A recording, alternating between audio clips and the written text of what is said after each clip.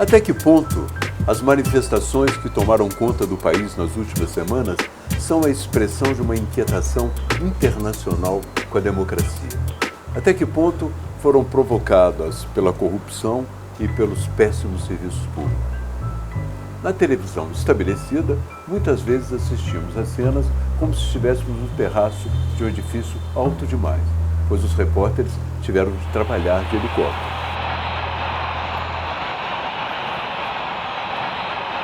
Como foi a coisa na rua, com o olhar da mídia alternativa que pôde seguir com mais proximidade os movimentos de protesto? Até que ponto essas manifestações podem resultar numa democracia mais direta? Para onde vai essa força que estruturou na internet o que chamamos redes sociais? Que destino terão os partidos políticos hostilizados pelos manifestantes? Para debater esse assunto, estamos recebendo hoje o físico e especialista em redes, Augusto de Franco, que já esteve aqui conosco, falando da riqueza que está nessas relações, e o jornalista Bruno Torturra, do coletivo de mídia alternativo Ninja, que tem se destacado na cobertura em tempo real das manifestações. E vamos, é claro, acompanhar um pouco das manifestações também sob o ponto de vista das ruas, pois nossa equipe estava lá e registrou o calor da indignação.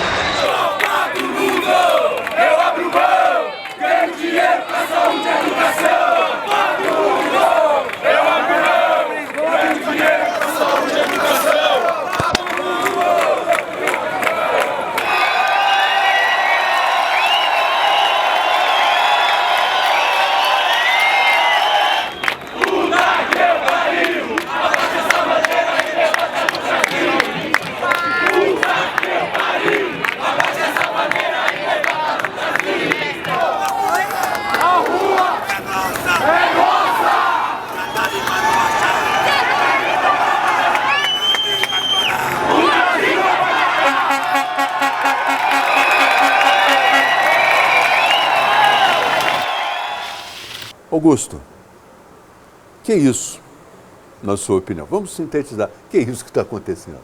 O que eu acho que está acontecendo são as redes sociais que estão emergindo. As pessoas, hoje, elas têm mídias interativas em tempo real, então fenômenos que a gente demorava muito tempo para perceber, agora nós percebemos em horas. E que fenômenos são esses? Por exemplo, aglomeramentos. As pessoas se aglomeram de repente, a partir da alta conectividade que caracteriza esses meios. Enxameamento, que é o que nós assistimos aqui no dia 17 de junho, que foi fantástico, não é? Quer dizer, muita gente, e não foi só numa cidade, numa capital, ou em algumas capitais, simplesmente foi para a rua.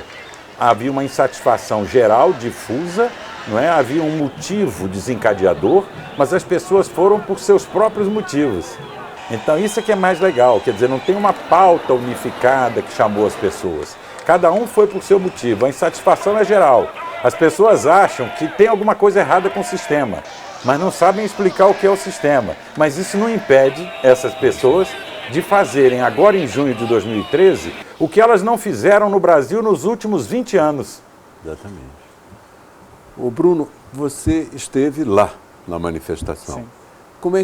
Que impressão você teve da manifestação? Como é que você cobriu a manifestação e como você transmitiu às pessoas, não tendo, evidentemente, o aparato que tem todas as televisões. Você tinha um carrinho de supermercado e com ele você trabalhou e a câmera. Exatamente. Isso é um trabalho que a gente já vem fazendo já tem mais de 2 anos, tentando cobrir principalmente rua, mas também fazendo debates políticos independentes, mesmo dentro de estúdios. E o que aconteceu é que quando os protestos começaram, a gente já tinha uma experiência boa de como transmitir e de como principalmente usar a rede para a gente repercutir nosso material.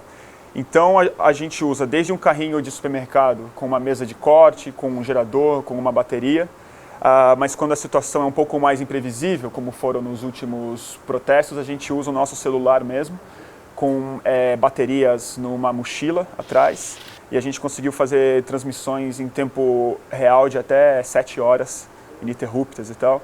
E a gente se tornou, assim, praticamente o único veículo que estava transmitindo sem corte, sem nenhuma edição, da rua, né, do meio dos manifestantes. E o que eu achei mais interessante dessa experiência toda é que o caráter simples da nossa cobertura, uma câmera pequena e pessoas que não se diferenciam muito do resto dos manifestantes, faz com que a gente consiga colher depoimentos, imagens e impressões que a própria grande mídia, quando chega lá, acaba virando um filtro e acaba transformando a própria situação numa outra coisa.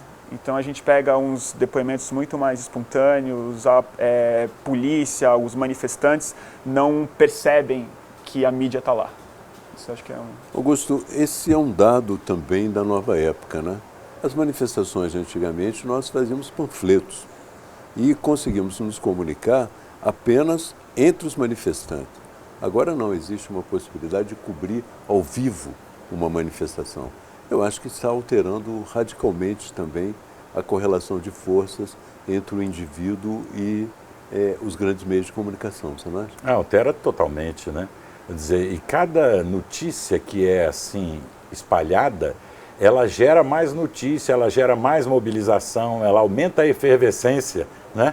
Então, hoje, as mídias sociais interativas, elas estão potencializando as redes sociais. Quer dizer, as mídias não são as redes são as pessoas interagindo, as mídias são os meios que elas usam para interagir. Mas faz muita diferença se esse meio é em tempo real, ou sem distância, ou se esse meio é um panfleto, é uma carta, em suma. E essa diferença é o que nós estamos assistindo. Quer dizer, você nunca conseguia fazer manifestações assim de milhões em vários lugares. Isso que está acontecendo no Brasil, agora em junho, é absolutamente inédito. Às vezes a gente fica pensando, não, porque isso já houve na época das diretas. Não houve. Isso que nós estamos assistindo nunca houve na história do Brasil. Quer dizer, em mais de 1000 cidades pequenininhas, capitais, as pessoas enxameando sem convocação centralizada. Muita gente tentando convocar, mas nenhuma que está convocando e explicando, não é, o que de fato está acontecendo. Ô Bruno, como você vê essa relação entre esses pequenos núcleos que divulgam o material e a grande empresa? Você acha que está mudando a importância relativa? Tá, e essas manifestações catalisaram esse processo muito. Acho que a grande mídia vai ter que fazer um exame de consciência no mesmo nível que os próprios movimentos, os próprios partidos, os próprios governos precisam fazer. O que aconteceu antes até de segunda-feira é que a mídia alternativa e, mais do que isso, o cidadão multimídia, o cidadão que tem uma câmera e que entende o seu papel de olho público, que antes era uma exclusividade da imprensa oficial, tiveram um papel decisivo em expor o que aconteceu na rua de fato, e a mídia teve que reconhecer isso, né? Se ela estivesse cobrindo de helicóptero, se ela estivesse longe, ou se estivesse com interesses pessoais, isso realmente não vem ao caso. O que aconteceu é que não havia como negar, já na manhã seguinte das manifestações, que havia narrativas independentes sendo contadas nas redes.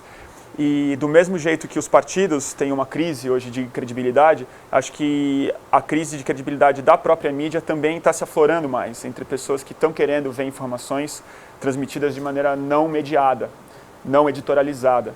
Então, assim, é o empoderamento do cidadão como um comunicador e o reconhecimento de que ele também não é um espectador passivo mais, de que ele questiona o que ele vê, e um cidadão com vídeo de qualidade, com algo relevante, consegue rapidamente ser visto por milhões de pessoas. A gente viu isso acontecer. Bruno, mas existe um aspecto, não vamos entrar só em mídia, que é Claro. apenas um aspecto da questão, mas existe um aspecto também que nós temos que considerar. Toda essa indignação não teria existido se não houvesse as denúncias da mídia chamada tradicional. Quase tudo que nos indigna nos chegou também através da mídia. Às vezes através da experiência pessoal, uma pessoa que é humilhada numa repartição, alguma coisa desse tipo. Mas quase tudo também chegou através do trabalho da mídia, que é um trabalho também que, pesado, depende de dinheiro para buscar as informações, para checar. É toda uma estrutura que, no meu entender, talvez não seja negada completamente, mas vai haver uma alteração. Uma atualização do sistema. Acho que é isso que as pessoas estão na rua precisando. Quando eu falo de mídia independente, eu não estou falando em oposição à grande mídia, ou eu não estou simplesmente atacando a grande mídia. Claro. O papel dos grandes veículos sempre foi e continua sendo fundamental. A estrutura financeira que permite que certas investigações e certas pessoas consigam se dedicar a um trabalho qualificado é fundamental. Mas, da mesma forma que os partidos são fundamentais, a grande mídia não está dando conta sozinha de cobrir, principalmente das expectativas. É mais mesmo nesse porque sentido que eu não há dinheiro para isso, né? Por exemplo, eu estava interessado num tema e só a mídia alternativa estava me apresentando ao vivo. As grandes televisões acharam que era muito limitado, né? E o que eu tenho dúvida, porque no passado nós trabalhávamos em jornais que produziam exemplares, 5.000 exemplares, era uma grande tiragem.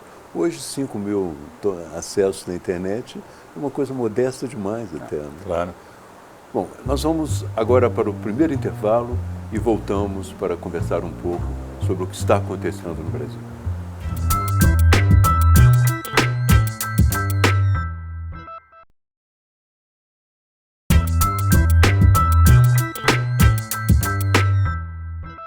Estamos de volta com o programa Capital Natural, que hoje trata da recente onda de ocupação das ruas que tomou conta do país.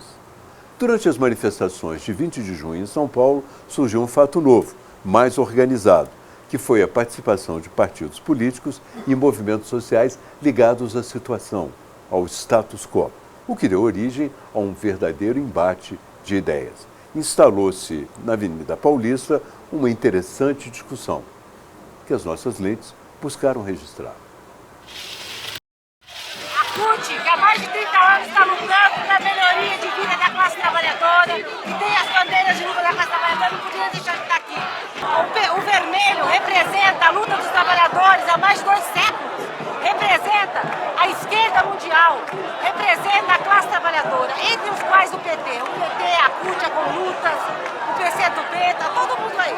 O motivo para vir para cá é uma necessidade que a nossa geração tem de disputar na rua o nosso futuro. Se uma geração inteira nunca pôde ir para a rua, nunca conseguiu ir para a rua por vários motivos, é natural que as consciências tenham níveis diferentes, tenham pautas diferentes, tenham formas de interagir diferentes. Por exemplo, a gente acha que os partidos têm direito a ter bandeira aqui. É um direito democrático. Tem pessoas que não acham. A gente comprova isso discutindo politicamente. A gente não acha que a gente tem que reivindicar uma nação que mata negros na periferia. Por isso que na hora que puxam eu tenho orgulho de ser brasileiro, a gente fala, é um país racista e homofóbico. A gente tem que ter orgulho de ser povo na rua. Acho que tem 2 tipos de sentimento em relação aos partidos. Tem um sentimento que eu acho muito progressivo, que é uma crítica ao fisiologismo, que é uma crítica a partidos que são cada vez mais iguais, que é uma crítica a partidos que não têm diferença ideológica. E esse movimento é muito progressivo. Tem um segundo elemento, que na minha opinião aí não é progressivo, que é não entender que os partidos estão nesse ato, o PSOL, o PSTU, o PCB, são partidos que há décadas fazem esses atos. O direito deles levantarem bandeiras é um direito democrático. Só 2 momentos na história do Brasil que foram proibidos a organização partidária. Ditadura militar e Estado Novo, 2 ditaduras. Não é nossa tarefa, não é nosso dever proibir alguém de se manifestar politicamente com seu partido. Por que você está aqui hoje? Pra defender meu país. Dar meu sangue por aqui. Mas pra quê? O que você quer mudar? Quero mudar tudo, quero mudar a saúde, quero mudar a educação, quero uma educação melhor para o país. Nós fizemos a revolução. O povo é dono do país, não é o governo. Até que enfim o país acordou. Eu acho que o protesto ganhou uma dimensão que ninguém esperava, que era o povo reclamar de coisas que estavam contidas há muito tempo. Foi a gota d'água e aqui é todo mundo sem partido. Você foi nas outras manifestações? Todas. Eu estava em todas. Eu posso dizer, quem estava aqui, eu fiz parte desse movimento e vou fazer parte desse movimento. Faz 10 anos que eles nunca foram lá. Eles estão aproveitando a manifestação para vir pra rua. Nós, a gente está fazendo. Eles estão na rua. 10 anos do.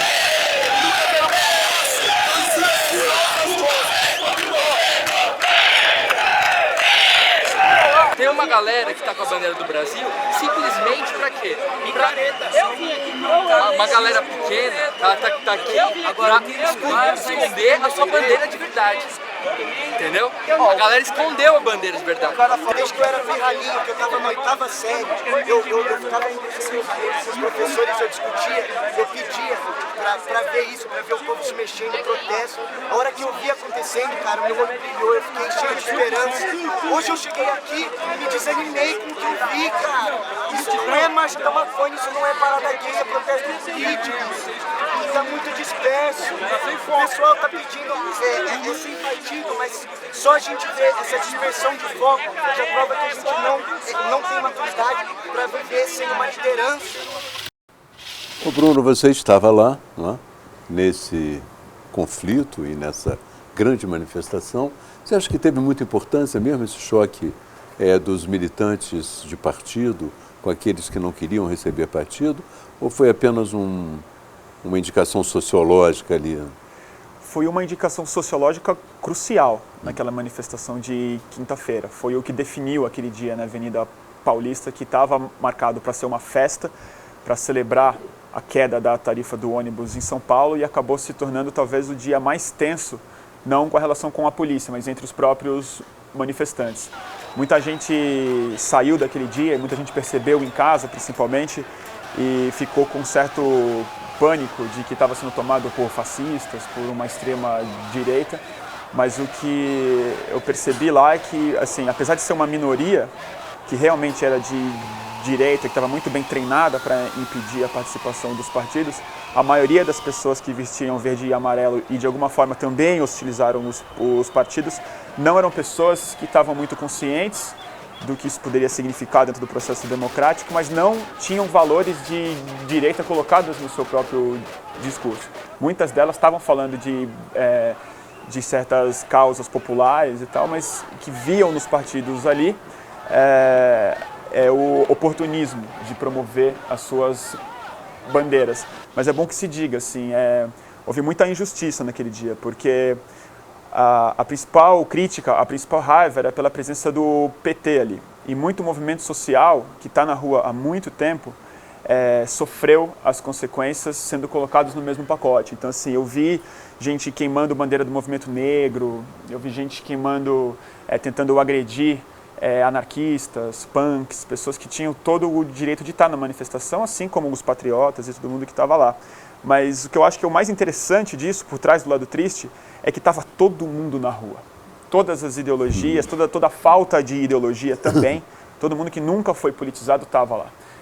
Nos nossos papos com o pessoal, a gente vê muito bem, a maioria das pessoas que estavam ali, esmagadora maioria, principalmente os mais exaltados, estavam nas ruas pela primeira vez na sua vida.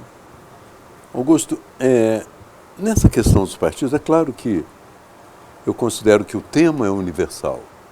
Existe uma resistência aos partidos em todos esses movimentos, à política e aos partidos. Agora, no caso brasileiro, é excepcional, o partido do governo. Aí já é o que nós chamamos de excesso de o que eles denunciam de cara de pau dos políticos, já é excesso. Mas qual o futuro que nós podemos esperar para a relação entre esse movimento que se estrutura e que avança e as instituições? Será que em algum momento as relações entre partidos e o movimento melhoram? Será que em algum momento são encontradas novas mediações? Como é que você vê esse futuro? Eu vejo assim, eu acho que não houve um sentimento antipartidário das pessoas. Simplesmente elas não queriam que a manifestação fosse aparelhada, aproveitada por partidos. E isso não é uma coisa aqui do Brasil. Em todos os lugares, se você pegar umas fotos do 15M, lá na Espanha, o grande movimento dos indignados, você não vê bandeira de partido. Se você pegar fotos do Occupy, você vê muito pouca. Se você pegar o 11 de fevereiro de 2011 na Praça Tahrir, até lá você vê poucas bandeiras. Por quê? Porque a dinâmica desses movimentos não é a dinâmica daquelas manifestações convocadas por partidos. Ainda que os partidos tenham todo o direito de participar, não tem nenhum problema. O problema é que a gente não pode interpretar isso do ponto de vista desse viés esquerda e direita, porque ele não dá para explicar mais o que está acontecendo. O que está acontecendo? As pessoas, elas estão querendo outra forma de democracia. Eu concordo com o Manuel Castells, que tem escrito sobre isso também, e conversei bastante com ele sobre isso também, de que o que está acontecendo, independentemente das palavras de ordem, dos cartazes, é quase que uma reinvenção da democracia, uma segunda reinvenção, né? Porque a democracia já foi inventada pelos modernos e agora está sendo inventada dessa forma. E é por fora das instituições da velha política. Ora, os partidos, queiramos ou não, eles são instituições da democracia representativa, da democracia dos modernos. Mas o que está em jogo agora é o surgimento de outras formas de democracia. Sem dúvida. Agora, a única questão é a seguinte: essa democracia que está surgindo, que está em jogo, que você fala assim, no fundo é uma democracia direta, não é? Ela tende mais a ser uma democracia direta. Quais serão as relações entre a democracia representativa e a democracia direta? Quer dizer, eu às vezes fico pensando, será que a utopia que vocês nos reservam, aqueles que pensam na democracia, é uma permanente reunião de condomínio? Não pode ser. Então, vamos ver como seria. Eu acho que não é Porque a reunião de condomínio é muito chata. É muito chato. Que medo disso. A democracia não é baseada em reunião. Por isso que eu digo, é democracia interativa. Quando você faz um negócio baseado em reunião, isso não é rede. Se você faz muita reunião, é déficit de rede. Porque se você já está conectado, você não precisa ficar fazendo reunião, né? Então, as características dessa democracia que está nascendo, não só nas ruas, mas também nas ruas, é uma característica interativa. Ela vai ser mais interativa do que participativa, assembleísta, sabe? Aquelas assembleias em que os caras levantam o dedo, pede a palavra, não tem pede dúvida. Questão de ordem. Mas não vai ser isso. Ainda assim, Augusto, mesmo sendo apenas com esse tipo de participação, que é o único possível, tecnicamente hoje também, existem temas que são áridos. Temas de decisão que são áridos, que às vezes necessitam de estudos e tal. E se não houver gente trabalhando especificamente esses temas, vai ficar difícil também você avançar, né? Claro. Eu só fico pensando, será que a democracia direta vai suprimir a democracia representativa ou as relações entre as duas vão mudando com o tempo a ponto de uma se tornar mais importante que a outra? Eu acho que vai ter relações entre as duas, né? Mas a nova democracia não vai nascer por uma reforma da democracia que nós temos. A democracia que nós temos, ela vai se adaptar em parte e em parte ela não vai se adaptar. Então ela vai ter, certas instituições, vai acontecer com elas o que aconteceu com o fax. Todo mundo tem um fax, mas não usa mais o fax, porque já tem e-mail, você pode mandar um anexo. Então certas instituições vão envelhecendo, né? Os partidos, da maneira como eles estão organizados hoje, eles não respondem mais à dinâmica da sociedade. A sociedade é muito mais interativa, ela é muito mais rápida, não é? Ela não está subordinada a direções. Você vê que a estrutura das organizações partidárias é uma estrutura que decalca a organização do Estado. Elas são piramidais, elas são uma espécie de proto-Estado, elas são hierárquicas. E tudo que nós estamos vendo no mundo em rede é que as hierarquias estão sendo, vamos dizer assim, profundamente questionadas e desmontadas, não é? Exatamente. Vamos para mais um rápido intervalo e fique agora com as principais notícias do dia no Band News.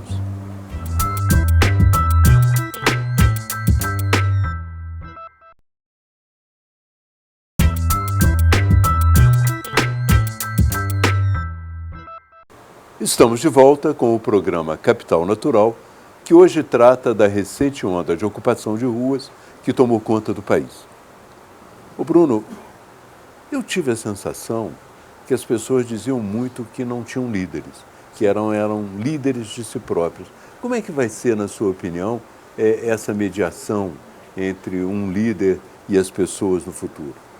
Essa é uma pergunta também complicada de responder. Eu acho que necessariamente vai haver uma multiplicidade de protagonismo, né? Mesmo que certas lideranças apareçam, elas dificilmente vão ter aquela verticalidade tradicional, né? De que o líder guia as pessoas. Ele acho que ele vai ser muito mais uma figura que vai ajudar a articular ideias e pessoas que estão mais dispostas a trabalhar do que realmente guiar as pessoas. Há uma autonomia de pensamento inédita na história, eu acho, que também é fruto da internet e do hiperfluxo de informação, né? Hoje você consegue ser muito autônomo na formação das suas ideias e na expressão delas, sobretudo. Você vê um movimento como o Passe Livre, que está no núcleo disso tudo. Até hoje você não sabe os nomes muito bem das pessoas do Passe Livre. Eles vão como movimento, cada hora é um que fala em nome. Há uma intencional horizontalidade da distribuição, da comunicação deles e tal.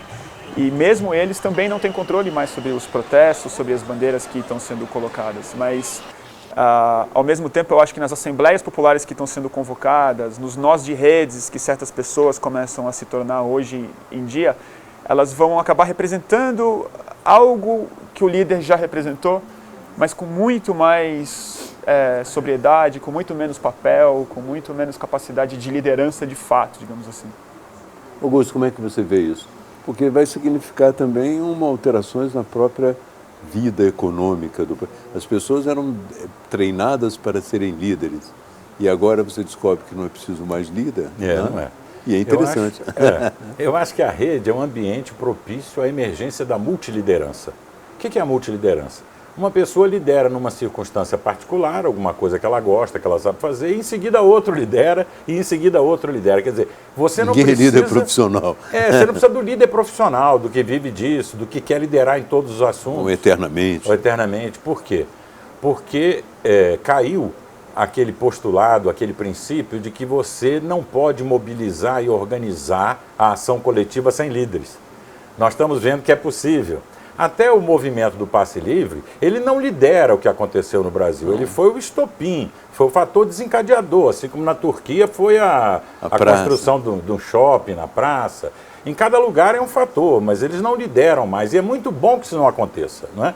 Também acho que a dinâmica daqui para frente não vai ser a dinâmica assembleísta, de fazer assembleias, discutir. Isso é uma coisa do passado, né? É preciso sair do século XX, né? Para entender o que a gente está vivendo. Se a gente vai estar permanentemente conectado e em diversas formas de manifestação, não é? E de invenção de novas realidades políticas, sociais e econômicas, não é necessário que você tenha a produção artificial de escassez. O que é isso? Toda vez que eu submeto uma proposta à votação, eu estou introduzindo artificialmente a escassez, porque não é necessário decidir entre uma proposta e outra proposta. No mundo da abundância, você tem possibilidade de... Os que querem fazer uma coisa, fazem. E os que querem fazer outra coisa, fazem outra coisa. E os que não querem fazer nada, não fazem nada. Esse é o mundo da abundância. Então, você não pode introduzir a lógica da escassez, porque toda vez que você produz escassez, você verticaliza o tecido social. E aí surge a hierarquia. Mas o mundo que o governo vive é da escassez. É da escassez. Como é que nós podemos pensar a contribuição efetiva desse movimento com os governos que existem na realidade? Como pode se dar essa participação do ponto de vista de transformar o governo em algo mais inteligente também? Isso é uma pergunta que eu não sei responder. Não sei responder. O que vai acontecer? Os governos, numa sociedade em rede, vão ter que ser cada vez mais governos em rede. Parece óbvio, né? Inteligentes. Se eles ficarem lá num castelinho, não é, fazendo apenas o que eles querem, sem múltiplas conexões para fora e por dentro, eles vão se tornar estruturas obsoletas. Como é que você vê isso, Bruno? Eu tenho uma opinião um pouco parecida, assim, eu não consigo imaginar, até porque eu não tenho nenhuma experiência na própria mecânica política, né? Eu sou mais um jornalista, algum comunicador, mas o que eu vejo é que o governo e os partidos e a democracia precisa urgentemente entender a lógica de rede e criar mecanismo de permeabilidade, né? De alguma maneira, o poder institucional vai ter que ser diluído mais com a sociedade. Eu acho difícil que a gente parta brevemente para uma democracia não representativa, para tal democracia direta. Acho que a gente precisa de uma população muito mais educada e muito mais politizada, muito mais consciente para que isso se dê de fato. Mas a crise de representatividade está muito colocada, né? Então, assim, eu acho que se o governo conseguir, nessa reforma política, que acho que está por trás de todos esses protestos que se faz necessária, o governo e o povo precisam começar a entender que tipo de reforma política a gente quer e que tipo de reforma política consegue gerar mais autonomia para os movimentos, e para o cidadão, outro, né? Como que as petições comecem a ter valor institucional, como que o povo começa a ter mais voz dentro do Congresso, como que candidaturas novas podem ser feitas independentes, sem a necessidade da mediação de um partido, né? Como que as diferentes causas consigam representatividade dentro do Congresso, mesmo que não tenham deputados e senadores e governantes que as defendam, né? Isso tá muito colocado, eu acho, hoje em dia. Mas a resposta, realmente, eu acho que cabe, novamente, a um processo emergente, um processo de rede, um processo de intensa discussão coletiva que precisa ser colocado rápido. Esse programa aqui não tem script, é o primeiro programa que nós fazemos sem script, porque nós não temos a noção ainda completa da realidade, só de algumas perguntas. Por exemplo, muita gente falava que as pessoas não saíam de casa, ficavam no computador e faziam petições no computador, que eram militantes de sofá. E agora saíram. Agora, eu observei também que faz algum tempo que os computadores saíram de casa com os smartphones. Já em 2004, na primeira eclosão do movimento especial, foi com os telefones celulares na eleição da Espanha. As convocações de manifestação foram todas feitas por telefone celular. Por SMS. Foi a primeira entrada. E agora que os computadores, já não existe mais o computador em casa, mas o computador está toda parte, futuramente no nosso corpo, né? Como é que essas coisas vão acontecer? Eu acho que realmente já não há mais espaço para o comodismo, né? Já não há mais nenhum caminho. Todos vão participar de alguma maneira, né? Terão pelo menos chance de participar, né? Como é que você vê isso, essa evolução? A internet, ela colocou uma evolução. Nós fomos para a rua, falando contra o governo, tudo bem. Ao mesmo tempo, nos Estados Unidos, existe uma grande e complexa questão, que é a questão de entrar no e-mail, de entrar nos telefonemas e quebrar a privacidade das pessoas. Isso também vai ser um problema sério, não acha? Quer dizer, como manter a privacidade nesse processo? Não acho. Porque uma tentativa do governo é manter, é chegar lá, onde você tem os dados, né? Eu acho que é irrelevante, Gabeira. Você acha? Acho. Vai ser tão grande, o número de sinapses, vamos falar assim, que aconteceram nesses 7 dias que nós vivemos aqui no Brasil, multiplicou por milhões, foram trilhões, entendeu? Pois então, deixa de ser o que é relevante, a composição, a resultante da vontade política coletiva, que é a grande questão que a ciência política sempre quer saber, como é que se forma a vontade política coletiva. Ela não vai se dar mais a partir da soma, do somatório de pequenas posições e opiniões de indivíduos. Entra em jogo aí uma coisa mais coletiva que não é a soma. Então, fica irrelevante o sujeito saber o que você pensa, você indivíduo. São tantas as interações que acontecem que compõem outra realidade. É possível, desde que o indivíduo não seja de oposição, porque existe também, em qualquer momento vai existir governo e oposição. E hoje, por exemplo, essa questão que você fala, ela está sendo, de uma certa maneira, contornada pelo que nós chamamos de Big Data, que é exatamente a acumulação de trilhões de informações e não esperar buscar causas no estudo dessas informações, mas estabelecer correlações. Isso. Não é? Então, eu acho Isso. que o governo necessitará permanentemente de acumular dados sobre nós. E estará acumulando sempre dados como nós. E acho que talvez uma vigilância sobre isso seja importante, porque esse poder é diferente do poder do indivíduo. É o poder de quem tem milhões e milhões de dólares e estabelece programas com supercomputadores. Não é? Como é que você vê isso, Bruno? Eu vejo tanto o avanço da vigilância digital, principalmente nos Estados Unidos, né, que houve um escândalo recente, mas faz parte de uma série de pacotes que vem vindo desde o governo Bush de vigilância digital. E dentro do mesmo aspecto que você colocou, dos computadores indo para a rua, eu acho que isso representa uma quebra final entre o que é virtual e o que é real. Talvez não faça tanta diferença do governo saber o que cada indivíduo fala, mas quando certas organizações, certas mobilizações, esse poder da rede de parar a rua, de criar grandes movimentos sociais de oposição, as suas lideranças, né, para usar o termo que a gente estava dizendo que não existia mais, mas as pessoas que se tornam hubs, que se tornam os grandes mobilizadores, são ameaçados. Existem exemplos claros nos Estados Unidos hoje dos ativistas do Occupy, de ativistas ambientais lá que estão sofrendo graves retaliações.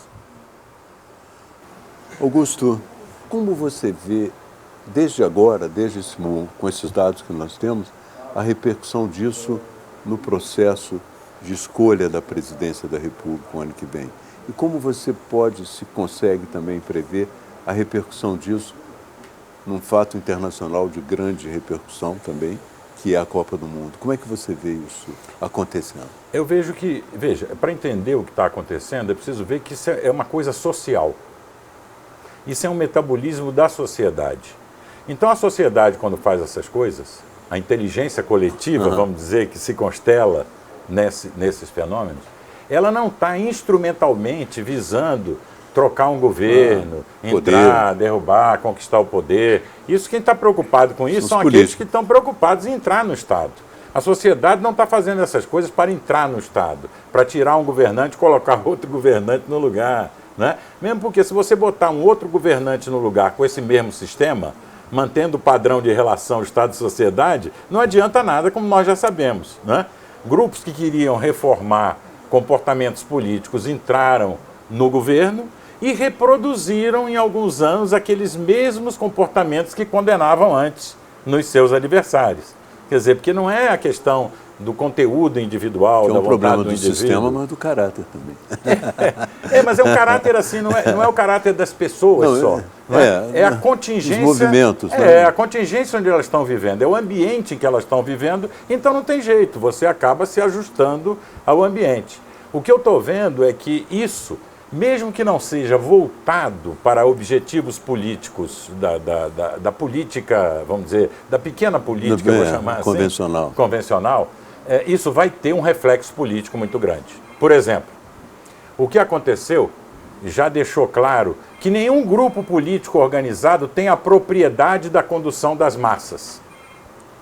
Eu sei que isso deixou muita gente irritada, porque haviam militantes que achavam que quando fosse tratar de movimento de massa, eles eram os donos da tecnologia e do direito de convocá-los. E isso está claro que ninguém é dono das massas. Né? Outras coisas. Ninguém é dono das propostas justas. Então eu não posso mais dizer assim, as minhas propostas são as boas, as dos outros que são inconscientes, que são alienados, elas são ruins. Então esses outros que não são o meu grupo revolucionário, vamos dizer assim, ou eles estão manipulados pela mídia, ou eles são de direita. Quer dizer, uma explicação desse tipo acabou de se esboroar totalmente, porque as pessoas que estavam nas ruas, que foram milhões, elas não são de direita nem de esquerda, elas são pessoas. Cada uma foi com seu micromotivo, cada uma foi com a sua reivindicação, mas o significado não é a soma daquilo que elas foram fazer. E a Copa do Mundo? A Copa do Mundo foi trazida para o Brasil na expectativa de mostrar a nossa pujança econômica e a nossa capacidade de organização. Você acredita que isso está sendo mostrado agora, Bruno? De maneira irônica, de maneira inversa e muito mais interessante, sim. Né? Eu acho que está mostrando a nossa capacidade de união, de organização, de uma pujança, mas muito mais em relação ao questionamento do que essa Copa representa. ao modelo econômico, modelo de desenvolvimento que a Copa representa, que está embutido por trás dela, que de maneira difusa, de múltiplas pautas, a Copa está sendo um alvo disso, da privatização do Estado, da privatização do espaço público, sobretudo, da ressignificação do futebol, que sempre foi entendido como parte da alma do brasileiro. E o ópio do povo, né? O ópio do povo acabou se tornando a anfetamina de muita gente, né? E eu tenho muita curiosidade para saber como é que isso vai acontecer no ano que vem, com a proximidade das eleições presidenciais, né? E com o foco do mundo inteiro voltado para cá. Eu acho que esses protestos tendem a se reacender de maneira possivelmente mais intensa a partir do ano que vem. Como é que você vê isso especificamente? Caiu um tabu porque todos os presidentes, os governadores, acham que o futebol é o lugar que dá voto, é o espaço que dá voto. E tudo que você fizer para o futebol vai traduzir em toneladas de votos. Não é isso que se passou agora. Parece que um tabu, um paradigma foi quebrado aí. Né? Inclusive o Pelé, coitado. Ele acabou dando uma... O Pelé já dizia besteira antes. Dizia, mas... O Pelé já dizia besteira na era na Eu tenho um certo carinho por ele, pela figura, vamos dizer, futebolística dele. Né? E ele acabou dizendo, não e tal, vocês devem prestar atenção na Copa, largar as manifestações. Depois, no outro dia, ele desmentiu. Né? Mas, quer dizer, a ideia de que era um país do futebol, não é? Agora ela está muito questionada. Inclusive, o mundo todo viu, porque esses eventos no Brasil não foram eventos no Brasil, foram eventos no mundo, né? Num mundo altamente conectado, além de você ter manifestações físicas em várias outras capitais de cidades importantes no mundo, né? Você está tendo as pessoas que acompanham em tempo real o que está acontecendo aqui no Brasil. E o mundo viu que o Brasil não pode mais ser caracterizado como o país do futebol, o país alienado, o país que você comprava a atenção das pessoas com grandes espetáculos, não é? O que é interessante também, e você falou, o brasileiro não é mais o país do futebol, mas o brasileiro continua amando o futebol. Eu gosto muito. O fato dele amar o futebol não o transforma num otário, como eles queriam. Essa é a questão fundamental. Né? O programa Capital Natural vai ficando por aqui. Eu agradeço enormemente a presença do Augusto de Franco, criador da Escola de Redes, e do jornalista Bruno Torturra, do coletivo da mídia alternativa Ninja. Acesse nossa página no Facebook e faça parte da nossa rede. Eu sou Fernando Gabeira, continue com a gente.